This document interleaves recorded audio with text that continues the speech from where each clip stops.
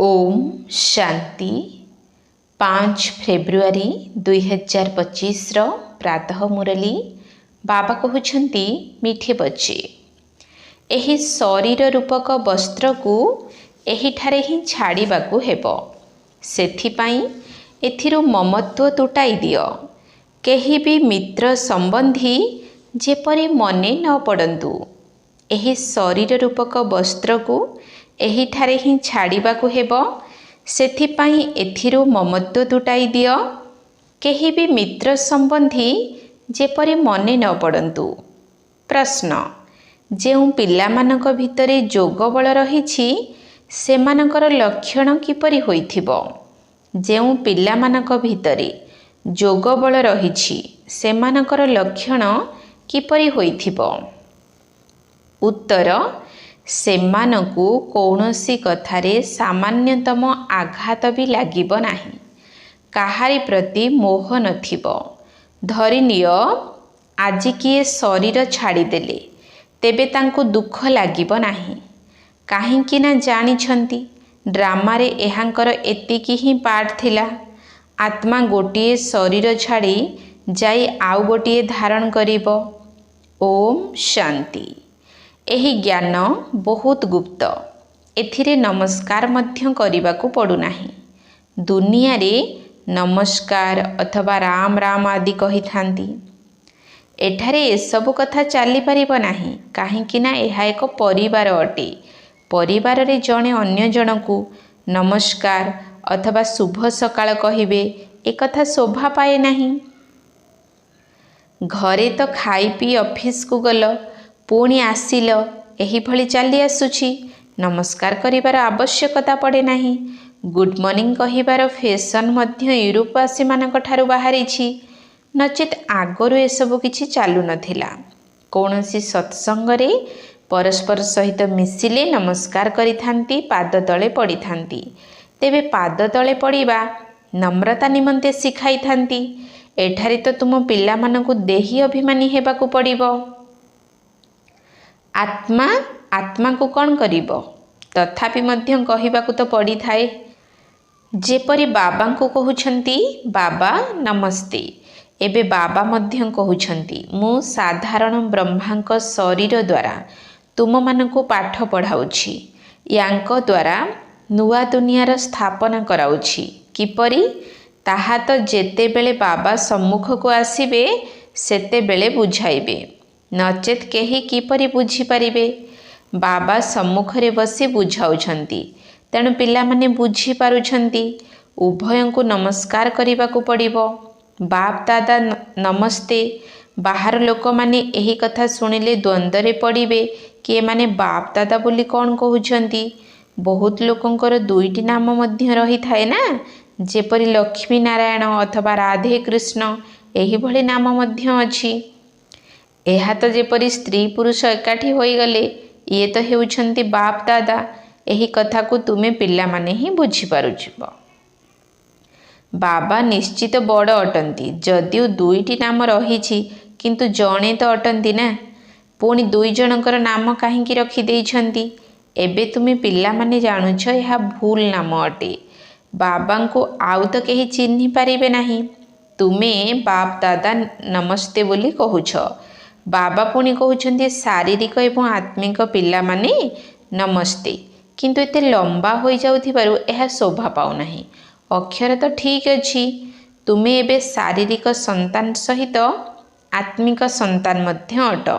शिव बाबा सब आत्मा मानकर पिता अटंती एवं पुणी प्रजापिता मध्य निश्चित पिता अटंती।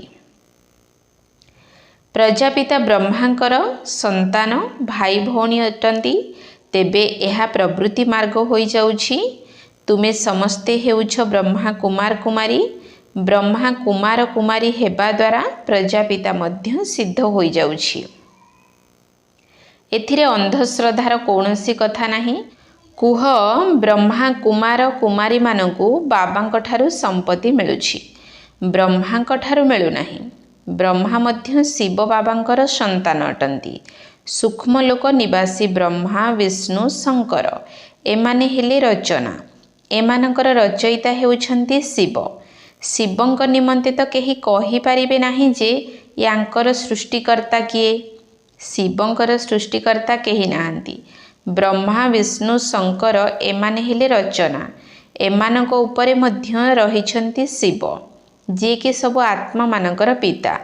ଯଦି ସିଏ ସୃଷ୍ଟିକର୍ତ୍ତା ହେଲେ ତେବେ ପୁଣି ପ୍ରଶ୍ନ ଉଠୁଛି ଯେ କେବେ ସୃଷ୍ଟି କରିଥିଲେ? ନା, ଇଏ ତ ଅନାଦି ଅଟନ୍ତି। ଏତେ ଆତ୍ମାମାନଙ୍କୁ କେବେ ସୃଷ୍ଟି କଲେ? ଏହି ପ୍ରଶ୍ନ ଉଠିପାରିବ ନାହିଁ। ଏହି ଅନାଦି ଡ୍ରାମା ଚାଲି ଆସୁଛି। ଏହା ଅନ୍ତହୀନ ଅଟେ। ଏହାର କେବେ ଅନ୍ତ ହେଉନାହିଁ। ଏହି କଥା ତୁମ ପିଲାମାନଙ୍କ ମଧ୍ୟରେ କ୍ରମାନୁସାରେ ବୁଝୁଛନ୍ତି। ଏହା ବହୁତ ସହଜ ଅଟେ। ଏକମାତ୍ର ବାବାଙ୍କ ବିନା ଆଉ କାହା ପ୍ରତି ଆକର୍ଷଣ ନ ରହୁ। କେହି ବି ମରନ୍ତୁ ଅଥବା ବଞ୍ଚନ୍ତୁ। ଗାୟନ ମଧ୍ୟ ରହିଛି, ଅମ୍ମା ମରିଗଲେ ମଧ୍ୟ ହାଲୁଆ ଖାଅ।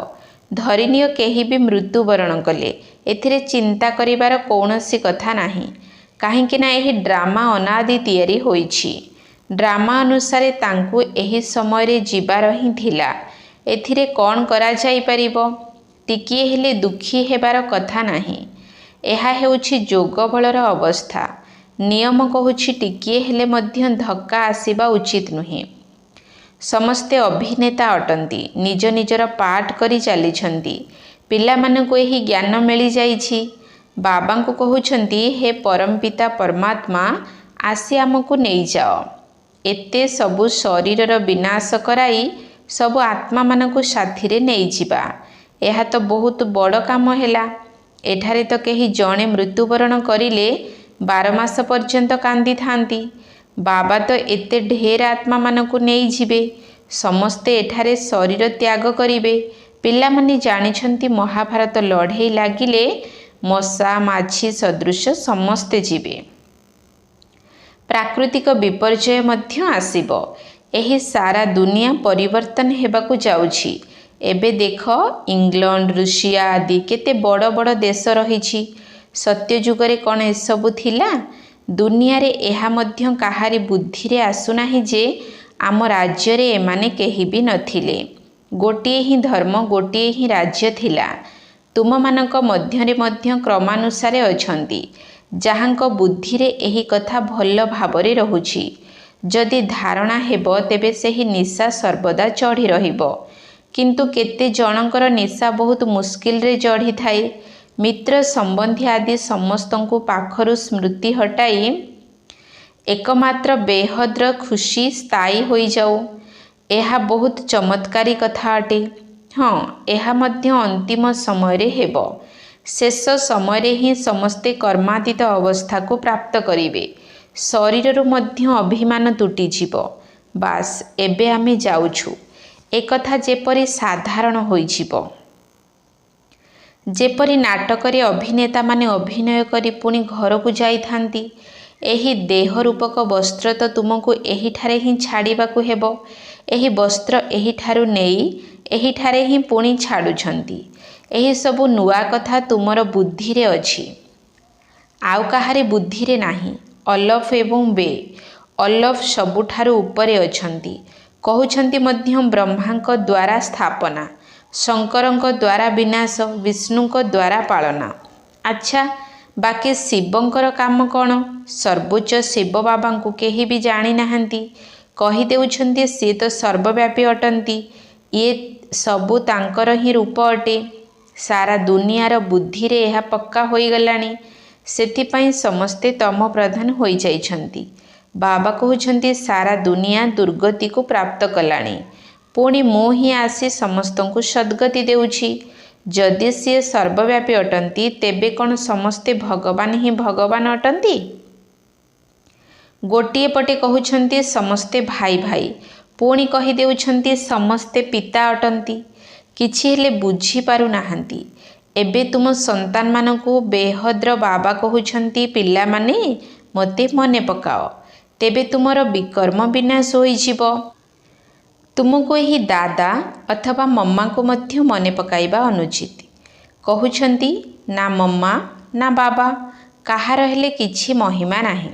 ଶିବ ବାବା ନଥିଲେ ଏହି ବ୍ରହ୍ମା ମଧ୍ୟ କ'ଣ କରିପାରିଥାନ୍ତେ? ୟାଙ୍କୁ ମନେ ପକାଇଲେ କ'ଣ ହେବ? ହଁ, तुमे जानिछ यांक द्वारा आमे बाबांक ठारू वर्षा अर्थात संपत्ति नेउछु। यांक ठारू नुहे, ये मध्य तांक ठारू वर्षा नेउछंती, तेणु तांकु मने पकाइबाकु हेबो। ये तो मझिरे दलाल अटंती। पुओ एवं झियर निर्बंध ହେଲା ପରେ उभय उभयंकु मने पकाई थांती ना। जे विवाह कराई थांती से तो मझिरे दलाल होई गले। यांक द्वारा बाबा तुम आत्मा मानकर निर्बंध निज सहित कराउछंती। सेथिपाई गायन मध्य रहिछि, दलाल रूपरे सद्गुरु मिलिछंती। सद्गुरु कौनसी दलाल नुहंती, सद्गुरु तो निराकार अटंती। जदिव गुरु ब्रह्मा गुरु विष्णु कहउछंती, किंतु से कौनसी गुरु नुहंती। सद्गुरु एकमात्र बाबा ही अटंती, जे कि समस्तंकर सद्गति करुछंती। बाबा तुम मानकु शिखाउछंती, सेथिपाई तुमे अन्य मानकु मध्य रास्ता बताउछ एवं समस्तंकु कहउछ कि सबु देखि मध्य देख नाही।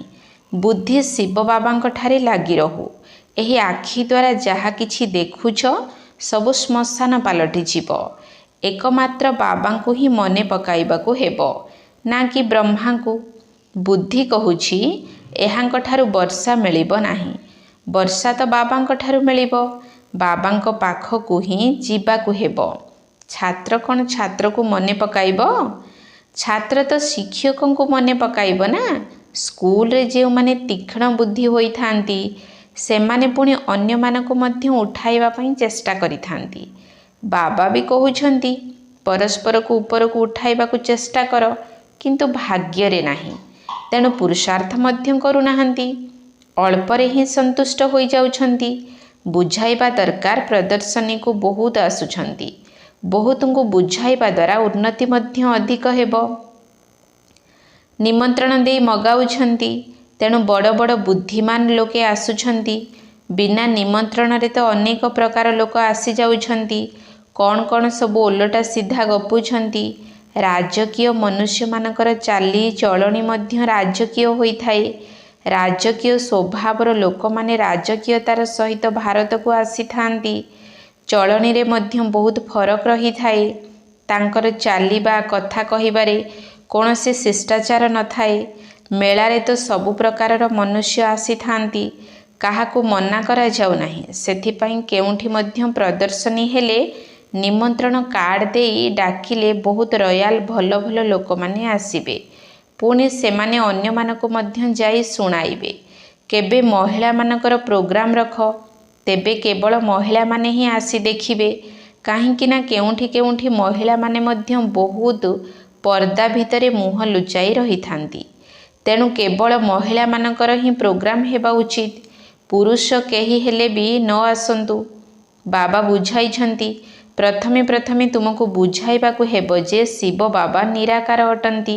शिव बाबा एवं प्रजापिता ब्रह्मा उभय बाबा हेले ना। उभय तो समान होई परिबे नाही, जहा फलरे दुई जण बाबांक ठारू वर्षा मिलिबो। वर्षा जेजेंक ठारू अथवा बाबांक ठारू मिलिबो। जेजेंक संपत्ति रे हक थाए। जेमिति भी कुपुत्र हुअंतु ना काहींकि, तथापि मध्य जेजेंक ठारू वर्षा मिलि जिवो। एही कायदा एबे ठारू ही आरंभ होइथिला।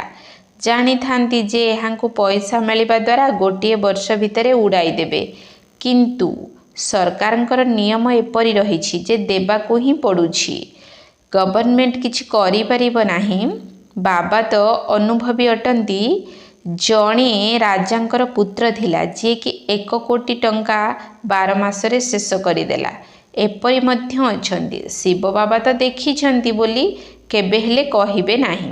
एही दादा कहउछंती, मु एहीपरि उदाहरण बहुत देखिछि। एही दुनिया तो बहुत खराब।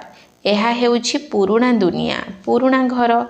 पुरुणा घर को सर्वदा भांगिबाकु पड़ी थाए।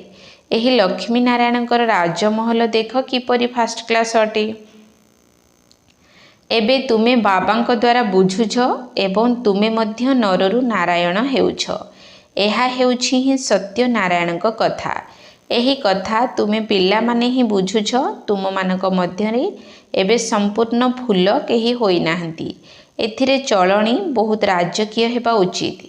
तुमे दिन को दिन उन्नति प्राप्त करुछ, फूल होई चलीछ। तुमे बहुत स्नेहर सहित बाप दादा बोली कहूछ। यह मध्य तुमर नुआ भाषा अटे जहा मनुष्य मानक बुद्धि रे आसी परिबो नाही। धरिनियो बाबा कुआडे भी गले पिला माने कहिबे बाप दादा नमस्ते। बाबा प्रत्युत्तर देबे शारीरिक एवं आत्मिक पिला मानकु नमस्ते। एपरी कहिबाकु पड़िबो ना। केही शुणिले कहिबे एहा तो नुआ कथा। बाप दादा एकत्र किपरि कहुछंती। बाबा एवं दादा उभय कण केबे एक होई परिबे। नाम मध्य दुई जनकर अलगा रहिछि। शिव बाबा ब्रह्मा दादा तुमे एही दुई जनकर संतान अट। तुमे जानिछ एहांक भितरे शिव बाबा बसिछंती। आमे बाप दादांकर संतान अटु। एही कथा भी बुद्धि रे मने रहिले खुशीर निशा चढ़िब। एवं ड्रामा उपरे मध्य पक्का रहिबाकु हेबो। धरिनियो केही शरीर छाडिले पुणी सिए जाई अन्य एक अभिनय करिवे। प्रत्येक आत्मा को अविनाशी पाठ मिलिछि। एथिरे किछि भी चिंता करिवार आवश्यकता नाही। तांकु जाई अन्य पाठ करिबाकु हेबो। तांकु तो फेराई अणा जाई परिबो नाही। ड्रामा अटे ना, एथिरे कांदिबार कौनसी कथा नाही। एहीपरि अवस्था हेले जाई निर्मोही राजा होई परिबे। सत्य जुगरे समस्ते निर्मोही हेबे। एठारे केही मरिगले केते कांदुछंती।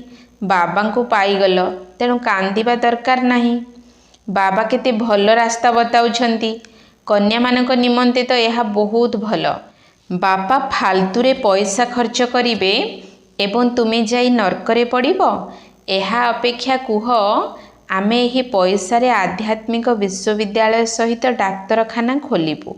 बहुतुंकर कल्याण करिले तुमर भी पुण्य हेबो एवं आमर मध्य पुण्य होई जिवो।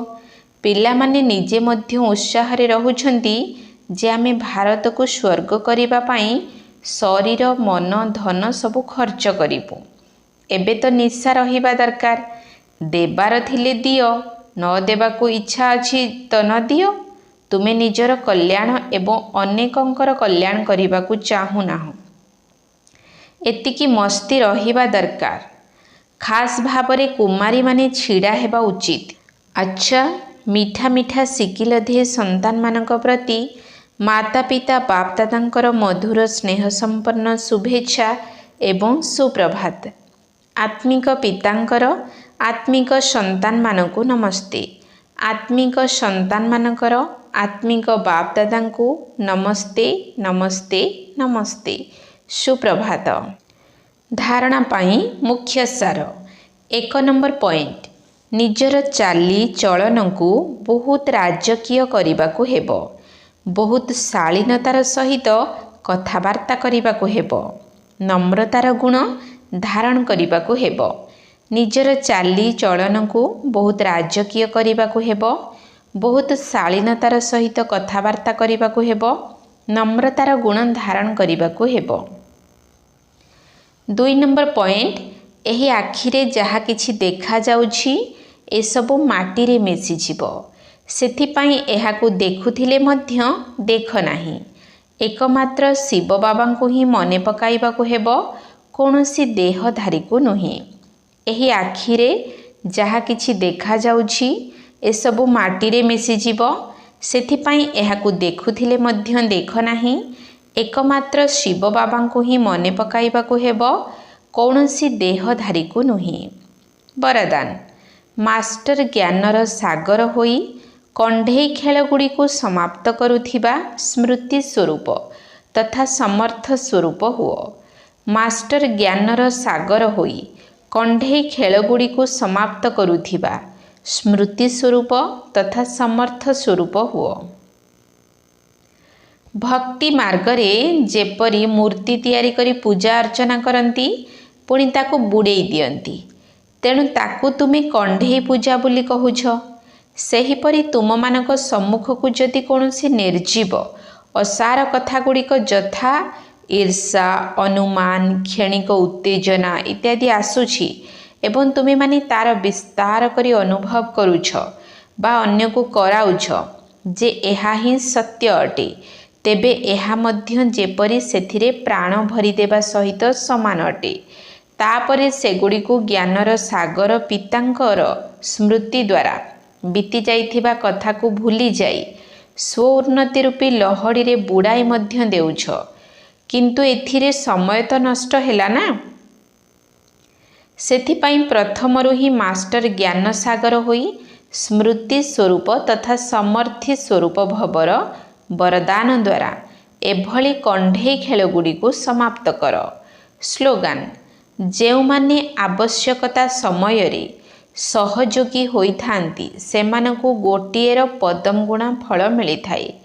जेउ माने आवश्यकता समय रे सहयोगी होइथांती सेमानकु गोटिएर पदम गुणा फल मिली थाए। ओम शांति।